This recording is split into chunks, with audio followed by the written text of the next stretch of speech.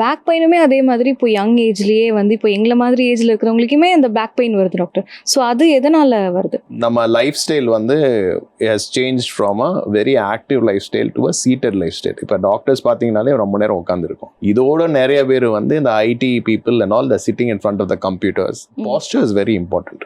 இப்போ வந்து பாஸ்டர் வந்து ரொம்ப பேடாக போச்சுன்னா ஆர் ப்ரொலாங் சிட்டிங் இருந்துச்சுன்னா பேக் பெயின் வந்துடும். ஸோ இது வந்து ஏஜ் கிரைட்டீரியா கிடையாது. அதே மாதிரி பாஸ்டர் சரியில்லாமல் இருந்தாங்கன்னா அவங்களுக்கு பேக் பெயின் வந்துடும். ஓகே, ஸோ அது எப்படியெல்லாம் நம்ம தடுக்கலாம், இல்லை எப்படியெல்லாம் அதை ப்ரிவென்ட் பண்ணலாம்? இப்போ வந்து நான் பாஸ்டரல் பேக் பெயின் சொன்னீங்கன்னா அது எப்படி தடுக்கணும்னா, இப்போ வந்து we need to maintain your first we should start off with a seat. So உங்கள் சேர் வந்து உங்கள் கம்ப்யூட்டருக்கு முன்னாலேயோ என்னவோ you need to make sure that your eye is in the level of your top of your laptop or your desktop. Generally, laptop வந்து is better to be avoided. It's better to have a desktop and a chair which can move up and down. So இப்போ சேர் வந்து மேலே கீழே போக முடிஞ்சாதான் நமக்கு வந்து அந்த top level of the screen வந்து நம்ம we can keep it there. அதே மாதிரி கை வந்து ஒரு கிட்டத்தட்ட 90 டிகிரிஸில் ஒர்க் பண்ணோம்.